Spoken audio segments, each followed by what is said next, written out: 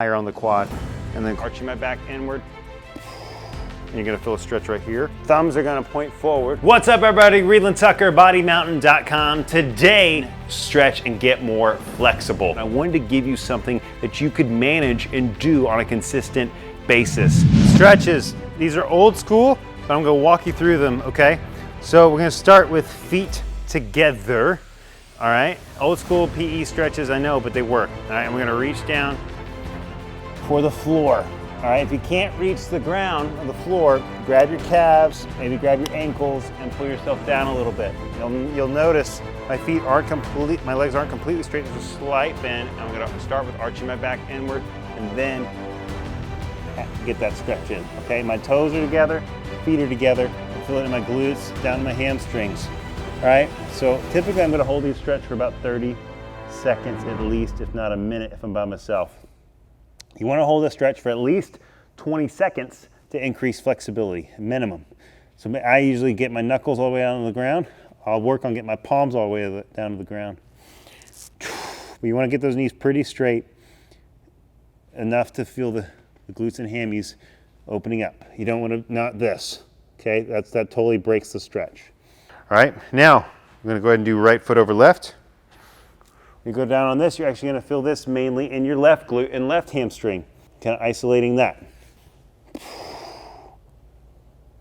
7, 6, 5, 4, 3, 2, 1. All right, come on.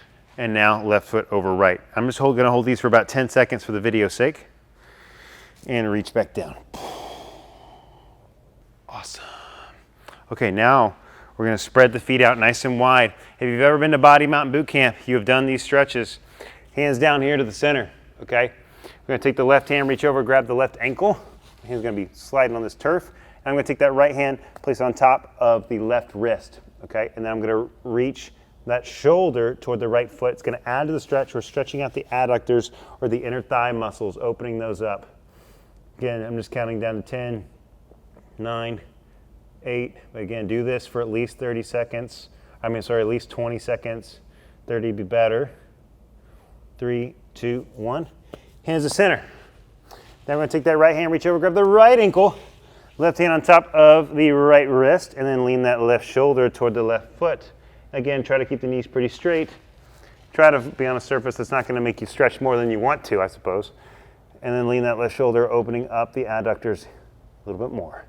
Hands are gonna be in front, thumbs are gonna point forward, and we're gonna crawl those fingertips behind the heels, okay?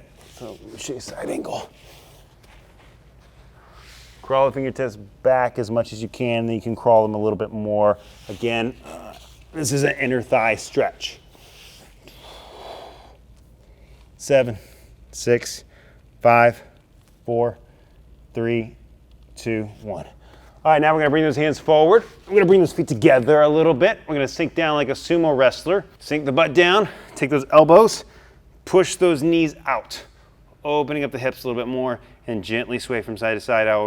When I'm teaching, I usually say, like you're staring at a sumo wrestler opponent in the face. Yeah. Staring down your sumo wrestling opponent. All right, and now we're gonna bring those hands down in front. One knee down on the ground. Hip flexor stretch, okay? People heard me refer to the psoas, all right? So, make a nice 90-degree or L shape with the leg. Bring that hand down onto the floor. And I'm gonna bring that right elbow down onto the ground, okay? Now you wanna keep that hand close to the foot. Right elbow down on the ground, and then we'll bend the left elbow maybe a little bit. You wanna try to keep that 90 degrees on the leg. You're gonna really feel this on that hip flexor and a little bit in the hamstrings as well. So eventually you'll be able to get both elbows on the ground. You'll notice I keep that hand pretty close to the foot. Okay, 5, 4, 3, 2, 1. We'll switch. Again, minimum of 20 seconds on each stretch. Now I'm going to switch opposite sides. My right hand's on the inside of the foot. Bring the left elbow down, and I'll bend my right elbow a little bit. 10, 9, 8, 7. Okay, now, old school Quad stretch, old school quad stretch. You can't see my feet, but they're on the ground. So, and then I'm going to go ahead and bring one foot. I'm going to bring my right heel into my butt. And then you might just need a little mime stool, all right, to balance. And then push that, pull that knee back, and then push the hips forward. Okay, it looks like this. Heel into the butt, hand out to the side, pull that knee back. And I'm really tight right here, okay? I mentioned the vastus intermedius crossing the hip.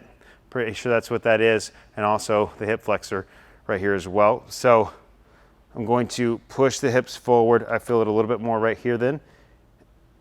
And then pull that knee back. You get a little bit higher on the quad. You're gonna feel it all over the quad, but if you wanna feel it a little bit higher, really pull that heel in and push the hips forward. 5, 4, 3, 2, 1. Awesome, opposite leg.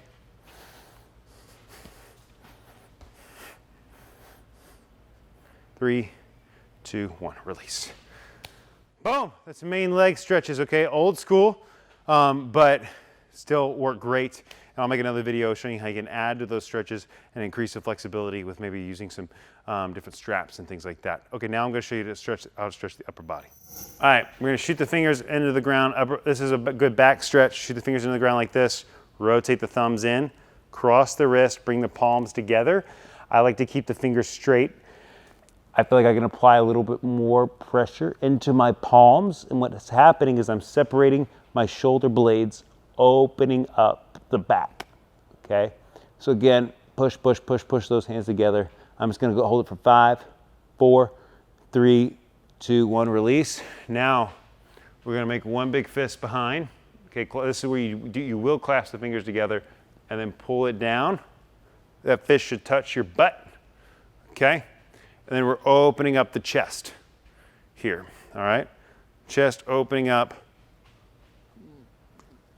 Bringing those palms together as much as you can. Feel a little bicep stretch here as well. 5, 4, 3, 2, 1, release. All right, last stretch I'm gonna show you. For the shoulders, all right? Take the wrist, place here in the middle of the back. Elbow sticks out kind of like a chicken wing. Press that into your back, your wrist and a little bit of your forearm as much as possible. And you're gonna feel a stretch right here in the anterior deltoid, a little bit in the clavicular head of the chest as well. So push, push, push.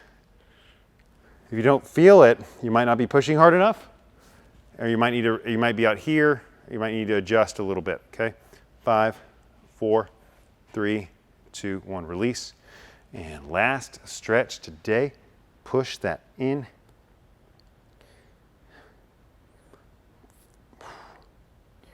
Again, 30 seconds is a great thing to shoot for. With doing any of these stretches, 20 seconds minimum, get up to 2 minutes really. Hold these stretches to really increase the flexibility. It's just like weight training or just like working out. The more often you do it, the better it's gonna get. So if you neglect and you're only doing this once a week, you're gonna get those kind of results. All right, that is it for foam rolling and stretching. Now, I know there's more advanced tools out there, I know there's more science out there, and I know that there's more stretches and different things that you can do, but I wanted to show you a foundation that you could do on a consistent basis. You can do these foam roll like this, and you can do these stretches at least 3 times a week and really help avoid injury. Remember, you want to foam roll, you want to warm up the muscles. You can do a little bit of cardio or get a little pump, and then foam roll and then stretch, okay? Or you can start with just foam rolling, but make sure you do foam rolling and then stretch, get the muscles to relax, okay? So, that's my summary for you. My name's Reland Tucker, bodymountain.com.